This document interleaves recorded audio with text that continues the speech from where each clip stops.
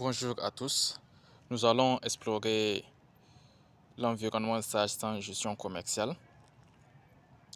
Prenez une feuille ou ouvrez votre prise de notes. Donc, quand vous ouvrez Sage 100, vous arrivez sur un menu principal avec des onglets ou des icônes selon la version. Vente, devis, commande, facture client, avoir, achat, commande fournisseur, réception, facture fournisseur, stock, inventaire, mouvement, transfert, tiers client, fournisseur, prospect et paramètres, options générales, tarifs, TVA, utilisateur. Ces onglets sont votre point d'entrée. Chacun correspond à un cycle métier. Et la barre d'outils commune. Pratiquement chaque écran de document, devis, facture, etc. comporte les mêmes boutons. Nouveau, créer un document, enregistrer, valider, imprimer au format papier ou PDF, statut brouillon, en attente, valider, facturer. Très important, un document brouillon n'impacte ni stock ni comptabilité. Et au niveau des dépôts de données, fichier de base, fichier client, code client, raison sociale, adresse, conditions de règlement, donc ce sont les paramétrages ici, limite de crédit, fichier article, code article, désignation, prix d'achat, comptes généraux associés au client et articles pour les écritures automatiques. Ici, la règle d'or, toute erreur dans ces fichiers se répercute sur tous les documents. Et au niveau du cycle documentaire typique, devis sans effet sur stock, uniquement commercial. Commande client réserve le stock.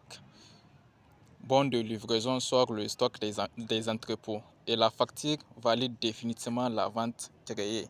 L'écriture comptable, client, chiffre d'affaires, TVA. Chaque étape peut être automatiquement générée à partir de la précédente.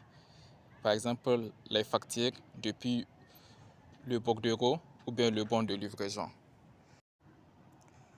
S'agissant des droits d'utilisateur, selon votre profil, votre menu pourra être plus ou moins étendu. Par exemple, assistant comptable aura accès aux factures, mais pas aux paramètres de TVA. Le gestionnaire du stock aura accès aux mouvements et inventaires, pas aux documents de vente non livrés. Ne cherchez pas à forcer un accès, tout est logué. Donc, l'important à retenir ici pour l'instant, Sage 100 est modulaire, mais tout est lié. Le statut d'un document est votre meilleur indicateur de fiabilité. Avant de faire une manipulation en pratique, demandez-vous est-ce que cela va modifier mon stock ou ma comptabilité. Nous allons maintenant passer sur un cas concret d'interface.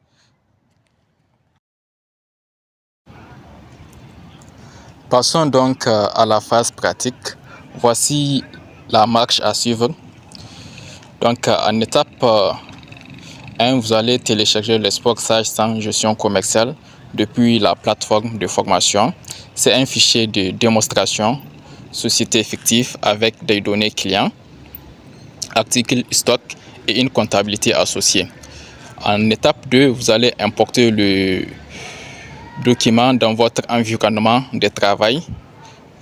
Si vous avez une version locale ou de démonstration, ou vous ouvrez le fichier via la plateforme si elle intègre un simulateur. En étape 3, vous allez ouvrir le dossier étude de cas par métier que vous trouverez au même endroit.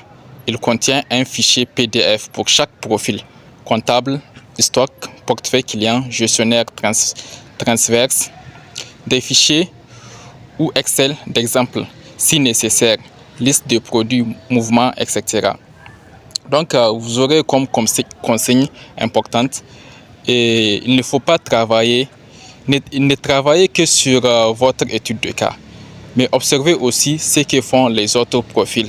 Cela vous aiderait aussi davantage dans votre travail. Vous comprendrez ainsi comment vos actions s'enchaînent dans le logiciel. Donc, nous allons procéder ainsi.